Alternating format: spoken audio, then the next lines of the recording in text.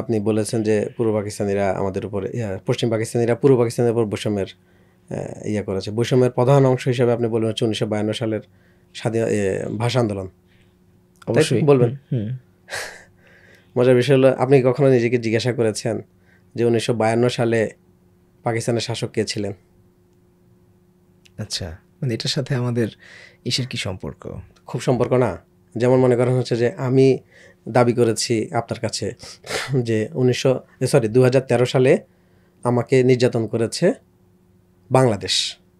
আমি যদি দাবি করি, আমি তো জেলে ছিলাম, আমাকে গুলি করা হয়েছে, আমাকে দীর্ঘদিন রিমান্ডে টানিয়ে রাখা হয়েছে, আমি তখন ছাত্র ছিলাম।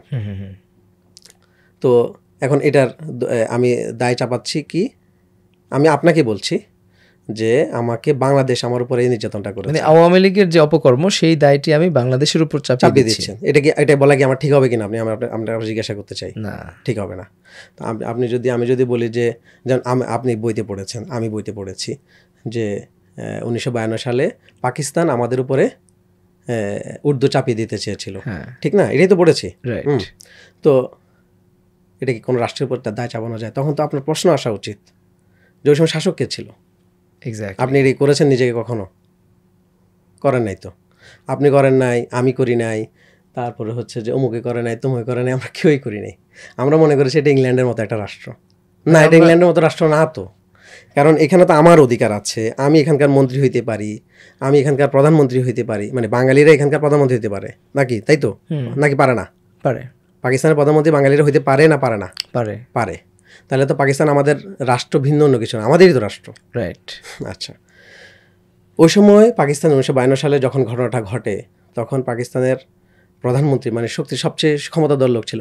কোনো কোনো সময় তো প্রেসিডেন্ট ক্ষমতাধর লোক হয়, কখনো সময় প্রধানমন্ত্রী হয়, কখনো সময় সেনা শাসকরা শক্তিশালী লোক। ওই সময় সবচেয়ে শক্তিশালী মানুষটা যিনি ছিলেন, উনি হলেন পাকিস্তানের প্রধানমন্ত্রী, উনি হলেন খাজা নাজিমুদ্দিন। তো খাজা নাজিমুদ্দিন কি পাকিস্তানি পশ্চিম পাকিস্তানি? না, খাজা নাজিমুদ্দিন তো পূর্ব পাকিস্তানি, সলিমুল্লাহর ভাতিজা, ভাগনা। যে সলিমুল্লাহ আমাদের নেতা, ঢাকার নেতা, সে সলিমুল্লাহর ভাগনা খাজা নাজিমুদ্দিন। তো সে তো ঢাকার লোক। আচ্ছা, ঘটনাটা ঘটেছে কোথায়? পূর্ব পাকিস্তানে, ঢাকায়। পূর্ব পাকিস্তানের গভর্নর কে ছিল? নুরুল আমিন সাহেব। ওনার বাড়ি কোথায়? ব্রাহ্মণবাড়িয়া। ব্রাহ্মণবাড়িয়া তো আমাদেরই অংশ নাকি? এখন আপনি আমার বলেন যে পশ্চিম পাকিস্তানিরা কিভাবে আমাদের উপর চাপায় বসলো, উর্দু চাপাই দিল, এটা আমার বলেন, বুঝায় বলেন, আমি বুঝতেছি না। তো আপনি তো একটা অভিযোগ করছেন পাকিস্তানের বিরুদ্ধে, কিন্তু পাকিস্তানের শাসক তো তখন পূর্ব বাংলার লোক ছিল।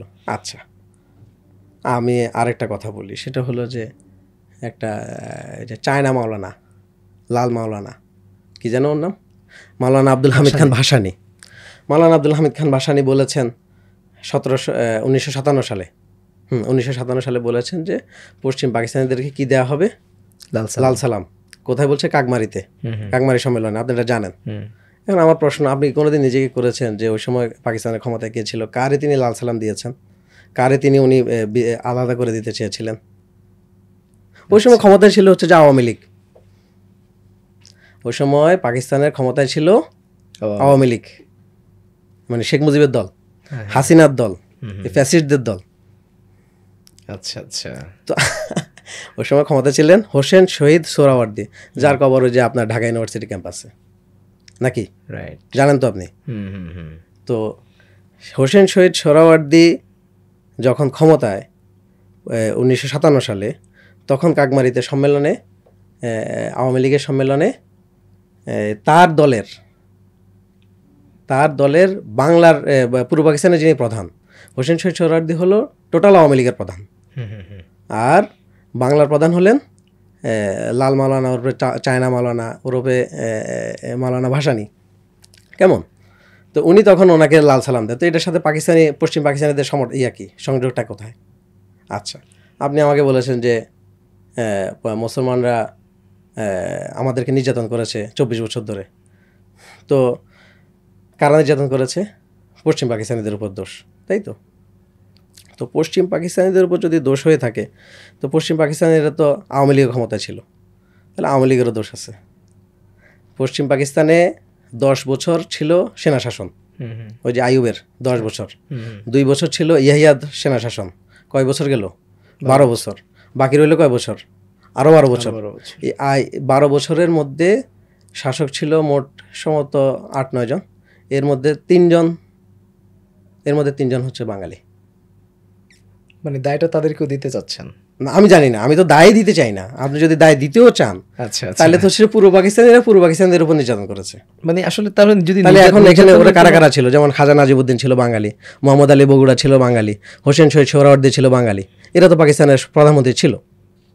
যদি এখানে যদি কোনো না হয়, এখানে যদি কোনো বৈষম্য হয়, তাহলে বৈষম্য তারাও করেছে। মানে কোনো বৈষম্য যদি নাই হয়ে থাকে বা কোনো নির্যাতনের ঘটনা যদি নাই হয়ে থাকে, তাহলে সেই সময়টাতে আসলে কেন 6 দফার মতো ঘটনা কিংবা কেন আসলে স্বাধীনতার দাবিটা আসলে এই অঞ্চলের মানুষ করলো? এই অঞ্চলের মানুষ স্বাধীনতা চায়নি। আমি স্পষ্ট করে বলছি, এই অঞ্চলের মানুষ স্বাধীনতা চায়নি। কেন বলি? কি চেয়েছিল তাহলে? কেন বলি মানে কারণটা কি, মানে আমার যুক্তিটা কি? 1900 চায়না মাওলানা খুব শেয়ানা, মানে মাওলানা আব্দুল হামিদ খান ভাসানী, উনি খুব শেয়ানা, উনি চালাক, উনি দূর দেখতে পান। কিন্তু শেখ মুজিবুর রহমান দূর দেখতে পান না, উনি দূরদর্শী নন। আচ্ছা। 1970 সালে যখন ইলেকশনটা ঘোষণা করা হয় পাকিস্তানের, যখন ইলেকশন ঘোষণা করা হয় তখন হচ্ছে যে ভাসানী খুব ভালোভাবে বুঝতে পেরেছে যদি একটা ইলেকশন হয় এবং একটা গণতান্ত্রিক সরকার যদি ক্ষমতায় আসে, তাহলে তারা যে বিচ্ছিন্ন করার যে আন্দোলনটা চালাচ্ছে, সে একটা রাষ্ট্র করার জন্য, একটা সমাজতান্ত্রিক রাষ্ট্র করার জন্য, সে আন্দোলনটা আর সামনে আগাবে না। আচ্ছা। তখন তারা করলো কি, তখন সে বললো কি, যখন 70-এর ইলেকশন শুরু হয়ে যায় তখন ভাসানী একটা স্লোগান নিয়ে মাঠে নেমেছে, সেটা হচ্ছে ভোটের বাক্সে লাথি মারো, বাংলাদেশ স্বাধীন করো। আচ্ছা। ভোটের বাক্সে লাথি মারো, বাংলাদেশ স্বাধীন করো। এই স্লোগানটা প্রথম তুলেছে হচ্ছে কে? মাওলানা আব্দুল হামিদ খান ভাসানী ওরফে চায়না মাওলানা। চায়না মাওলানা কেন? কারণ সে হচ্ছে মাওবাদী, ওই যে মাও সেতুংয়ের খাস লোক, অনুসারী। আচ্ছা আচ্ছা, তো তাহলে জনগণ কি মাওলানার কথা শুনছে না ভোটে গেছে? ভোটে গেছে। জনগণ কি স্বাধীনতা চাইছে না চায় নাই? আপনার প্রশ্ন করতেছে। আপনি বলেন, আপনি তো দিবেন না, কারণ আপনি বলেছেন যে আপনার থিওরি হলো যে আপনি স্বাধীনতার পক্ষে, কিন্তু আমার থিওরি হলো তো আমাদের স্বাধীনতার পক্ষে না, বিচ্ছিন্নতার পক্ষে, কারণ বিচ্ছিন্নতার বিরুদ্ধে। এখন আমার এই যে মতামত, এই মতামতটা কি আমার মতামত ছিল না 70-এর মানুষের সব মানুষের মতামত ছিল? 70-এর মানুষের সব মানুষের মতামত ছিল। 70-এর মানুষেরা ভেবেছে যে বাংলাদেশ স্বাধীন হওয়ার মতো ফালতু কাজ বা বাংলাদেশ স্বাধীন করার মতো বিচ্ছিন্নতাবাদী চিন্তা এরা তারা করবে না। এটা 70-এর মানুষের ভাবনা, এটা আমার না। এই জন্য তারা ভোটের বাক্সে লাথি মারে নাই, ওরা লাথি মারছে ভাসানীর পাছায়। আচ্ছা, ওরা ভাসানীকে রাজনীতি থেকে নট করে দিয়েছে, যে ভাসানী রাজনীতি করার এখানে কোনো কি নেই, অধিকার নেই। তার মানে আপনি যেটা বলেছেন যে বৈষম্য, সেটা আসলে বৈষম্য না। এখন আমি আপনাকে একটা শুধু উদাহরণ দিব, এটা নিয়ে আমার লেখা আছে যে আসলে বৈষম্যের নামে আসলে কি হয়েছে। আসলে এখানে বৈষম্য হয় নাই, এটা হচ্ছে যে সোজাসাপটা কথা। এখন আপনি বৈষম্যের জন্য অনেক কথা বলতে পারেন, যেমন আপনি একটা ধারণা দিতে পারেন যে দিনাজপুরে আমাদের ধান বেশি হয়, আপনারা জানেন মনে হয়। এখন দিনাজপুরে ধান বেশি হয়, তারপরে নোয়াখালী অঞ্চলে ধান বেশি হয়, মাছ বেশি ধরা হয়। আপনার মেঘনা বিধৌত আমাদের ওই অঞ্চলগুলো থেকে, বরিশাল বিভাগ এবং চাঁদপুর থেকে শুরু করে নিয়ে ওইদিকে মেঘনা বিধৌত যে অঞ্চলগুলো আছে ওখানে সবচেয়ে বেশি মাছ ধরা হয়। আর চট্টগ্রাম থেকে তো সাগরের মাছ আছেই, ঠিক আছে। এখন এগুলো আমাদের অর্থের একটা অংশ, যোগানের একটা অংশ, উত্তরবঙ্গের টোটাল একটা অংশ। আমি আপনাকে জিজ্ঞাসা করি, উত্তরবঙ্গের জন্য যা বরাদ্দ হয়, উত্তরবঙ্গ বলতে আমি রংপুর বিভাগ বলছি, রংপুর বিভাগের জন্য যত বরাদ্দ হয়, সেম বরাদ্দ কি আপনি ঢাকার জন্য করবেন নাকি ঢাকার জন্য বেশি করবেন? বেশি করতে হবে, অবশ্যই বেশি করতে হবে, কারণ ঢাকাতে ফ্লাইওভার লাগবে। কারণ আপনি যদি বলেন হচ্ছে যে আমি কাঁচা পণ্য বেশি পাই হচ্ছে দিনাজপুর থেকে, হ্যাঁ, সুতরাং ওখানে ফ্লাইওভার সমানে করে দিতে হবে, এটা কি কোনো যৌক্তিক কথা? না, এটা কোনো যৌক্তিক কথা না। তারপরে ধরেন হচ্ছে যে যেমন আমার কাছে একটা সার্ভে আছে 2012 সালের একটা সার্ভে আছে, সে সার্ভে অনুসারে আপনার হচ্ছে যে আমাদের সবচেয়ে বেশি গার্মেন্টস কারখানা, আমাদের যেটা মেইন অর্থকরী একটা খাত, তো সে গার্মেন্টসগুলো কোথায় প্রতিষ্ঠিত হয়েছে? বেশিরভাগ হচ্ছে ঢাকাকে কেন্দ্র করে, এরপরে নারায়ণগঞ্জকে কেন্দ্র করে, গাজীপুরকে কেন্দ্র করে, আর কিছু আছে হচ্ছে যে চট্টগ্রামকে কেন্দ্র করে। কেমন? এখন এর বাইরে খুব একটা গার্মেন্টস পাওয়া যায় না। এখন আপনি যদি বলেন হচ্ছে যে দেখেন তারা কতটা খারাপ নারায়ণগঞ্জের মানুষ, যে উত্তরবঙ্গে একটা গার্মেন্টসও করে নাই, তো এখন এটা দোষ কাকে দিবেন? দোষ দিবেন হচ্ছে যে আপনি 4 দলীয় জোটকে দিবেন, দোষ দিতে হবে হাসিনাকে, 15 বছরের হাসিনাকে দোষ দিতে পারবেন, আপনি এরশাদকে দোষ দিতে পারবেন, অনেককে দোষ দিতে পারবেন, কিন্তু এগুলো হাস্যকর কথা। আপনি এরকম একটা ইয়া দিয়ে বলবেন যে উত্তরবঙ্গকে বঞ্চিত করা হয়েছে, এটা একটা হাস্যকর কথা। কেন তাহলে উত্তরবঙ্গে ইয়া হয় নাই, গার্মেন্টস হয় নাই? কারণ হচ্ছে যে ওখানে নদী নাই, যে নদী দিয়ে আমি পণ্য পরিবহন করতে পারবো। নারায়ণগঞ্জের নদী আছে, গাজীপুরের নদী আছে।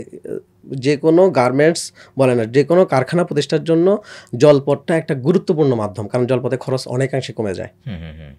এটা জরুরি। যেখানে জলপথ নাই সেটা ভিন্ন কথা, কিন্তু জলপথটা থাকাটা হচ্ছে যে একটা গুরুত্বপূর্ণ ইস্যু। আমি তো যখন আমি ইয়ে করবো, তো আমি গার্মেন্টস তো করবো, আমি যেখানে গার্মেন্টস করবো সে আমি তো দেখবো হচ্ছে কোথায় গার্মেন্টস করলে আমার সহজ হবে, খরচ কম হবে, আমার লাভ বেশি হবে, আমি তো সে চিন্তা করে করবো। কারণ আপনি যদি বলেন যে নোয়াখালীতে 3টা গার্মেন্টস হয়েছে, তাহলে রংপুরে 3টা গার্মেন্টস করতে হবে, এগুলো তো হাস্যকর কথা। একটা রাষ্ট্র তো এইভাবে চলে না। যেখানে যেটা বেশি হয় সেখানে সেটাকে বেশি করে দিতে হবে। আচ্ছা, বুঝতে পেরেছেন? আচ্ছা, এরপরে হচ্ছে যে এরকম আমি ধরে ধরে সব বিষয় নিয়ে বলতে পারবো যে আমাদের মধ্যে কোনো বৈষম্য হয়নি, বরং আমাদের এখানে খরচ বেশি করা হয়েছে। বুঝতে পেরেছেন? শুধু একটা উদাহরণ দিব যে আমার যুক্তিটা যে স্ট্রং, এই জন্য একটা উদাহরণ দেবো। এই যুক্তির পরে আমার মনে হয় না যে অন্য কোনো যুক্তির প্রয়োজন আছে। ইয়াহিয়া খান, যাকে আমাদের এখানে ভিলেন হিসেবে বেশি উপস্থাপিত করা হয় বাঙালিদের সামনে, বা আমরা ওনার একটা খারাপ মূর্তি আমরা দেখি, এরকম করে দাঁত বের করে আছে, হ্যাঁ, দেখতে পাই। ইয়াহিয়া খান যখন নির্বাচনের প্রস্তুতি নিয়েছে, আপনারা আরেকটা কথা এখানে একটু করে অ্যাড করি, সেটা হচ্ছে যে ওনার নাম কি, আইয়ুব খান স্বৈরশাসক ছিলেন। আইয়ুব খান যতটা স্বৈরশাসক আমাদের জন্য ছিলেন, ততটা স্বৈরশাসক পশ্চিম পাকিস্তানের জন্য ছিলেন। সেম। এখন আপনি হাসিনা সবার জন্য খারাপ ছিল, শুধু গোপালগঞ্জে ছাড়া, তাই তো? কিন্তু আইয়ুব খান এরকম লোক ছিলেন। আইয়ুব খান তো পাঞ্জাবের লোক না, আইয়ুব খান হচ্ছে যে উত্তরপ্রদেশের লোক, ওই যে খাইবার পাখতুন উত্তরপ্রদেশের লোক, ওখানকার লোক, সে কোনো পাঞ্জাবি না আমার জানা মতে, আমি যতটুকু আমার মনে আছে, ভুল হইলেও হইতে পারে, তবে আমার ধারণা যে ওখানকার লোক। তো যাই হোক, উনি সবার জন্যই কিন্তু স্বৈরশাসক, এবং পাঞ্জাব ইউনিভার্সিটির ছাত্ররা, বিশেষ করে পাঞ্জাবের মানুষেরাই গণ আন্দোলন করে ওনাকে হটিয়েছে, বাঙালিরা হটায় নাই। আচ্ছা, আপনি তো একটা জিনিস জানেন যে 69-এর গণ অভ্যুত্থানে পড়ে গেছে ক্ষমতা থেকে কে? আইয়ুব খান। আচ্ছা, কত সুন্দর কথা। আইয়ুব খান থাকে হচ্ছে কোথায়? রাওয়ালপিন্ডিতে। ওকে, রাওয়ালপিন্ডি তার রাজধানী। এরপরে তার থেকে 2000 কিলোমিটার দূরে ঢাকায় তার বিরুদ্ধে কি হচ্ছে? আন্দোলন হচ্ছে। উনি সে আন্দোলনের প্রতি সম্মান জানিয়ে রাওয়ালপিন্ডিতে উনি ক্ষমতা ছেড়ে দিয়েছেন। ওনাকে আপনি স্বৈরশাসক বলবেন কোন যুক্তিতে, যদি এই ঘটনাটা সত্য হয়? এটা তো সত্য না।